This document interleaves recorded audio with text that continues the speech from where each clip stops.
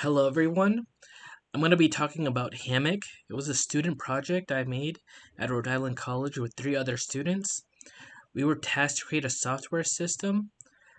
We chose to create a website that hosted rental listings for vacationers.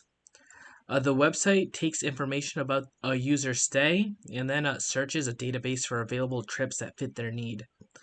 I worked on the front end of the site, which involved an extensive use of HTML, CSS, and JavaScript. Here I'm going to be commenting over a demonstration we did as a class final. Unfortunately, I was having issues with the API and database, so I'm unable to do a live demonstration. This was done December of 2022. Here we are at the homepage. We have the option to search for a stay or post a property. We're going to be taking the proprietor's route and take down the property's information and post it. First, we're going to note the property's name. Our team name in the class was CCRR. That's what we're going to be calling it, Team CCRR. You're also going to be noting the property type, an apartment, as well as its location, Rhode Island.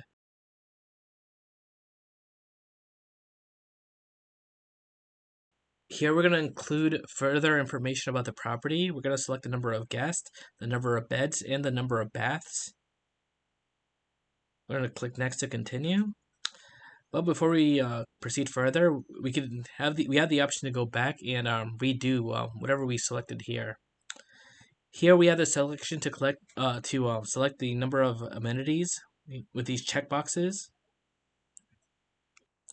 Uploading photos is unfortunately something we did not have time to do. So the user would be able to add a main photo that got displayed on icons as well as several ancillary images that came along with it. We're going to click next. Here in step 5, we're going to add a description. This is a task description about our Team CCRR project. Our final presentation. And finally, step 6, we're going to flesh out the final details. This includes the price, as well as an email for the renters to contact you. My colleague will put down his email. I'm going to block it just so in case he gets stalked, so you don't want that. We're going to post it here on the dashboard. This is a list of all our properties. Here we only have our Team CCRR, the property that we just made. We have the option of editing and deleting the property.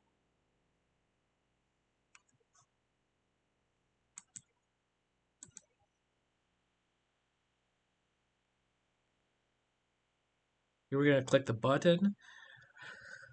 So here we get a view of all the listings, as well as the option to edit all this information. We're going to change the name from Team CCRR to Team CCRR House. And we're going to delete the listing here. Once we do it, it's completely gone from our dashboard. Alright, we're going to go through the route of the vacationer now. We're going to search for a property, search for a stay. Here we're going to fill out some information about our stay. First, the location. We're going to put Rhode Island, just like how CCRR house was, as well as the check-in date and check-out date. The number of travelers is just me, 1. This takes us to the results page. I worked on this extensively. Each location has a card that you can click on that will take you to its page. Up here we have the ability to make some changes on the search that we made. You can modify the information that we did earlier. Here we put Massachusetts, and we could click on that to confirm the changes. Here we have on the side a filter tab.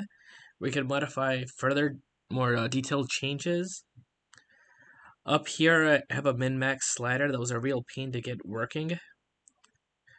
Overall, it was all worth it. I'm very proud of it. So we move the slider and make some changes to the price, the minimum, the price that the user is searching for, and the max. Here's some further changes that we can make. Adult, the number of guests available. Here's some check boxes down here. As we saw earlier, the property type. We could select type. We also for the search we can further stack them, include more.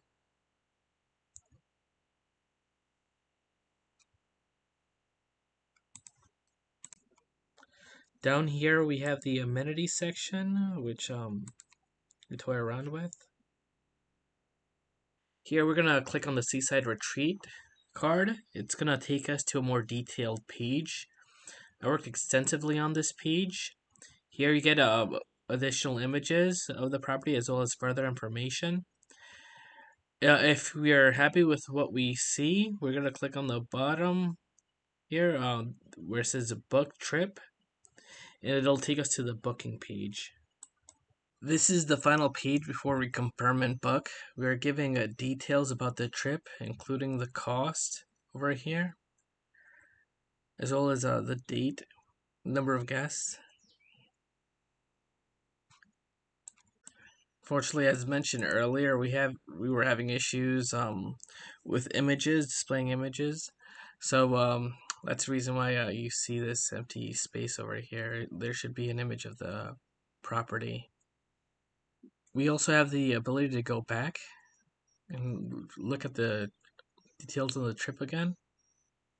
We are finally going to confirm and book. This was another thing I worked on. This pop-up gives us the ability to send a message to the renter. It's fully functioning. Thanks to an API, even an email service called Form Submit. Unfortunately, we don't have a demonstration on how it looks like on the renter's end. They'll get an email with everything on the message here. See the subject, including the subject. Once you get the once you click send, the message will be sent to the renter, and you'll be redirected to a thanks page. Their timer will redirect you to the landing page, the first page of the site.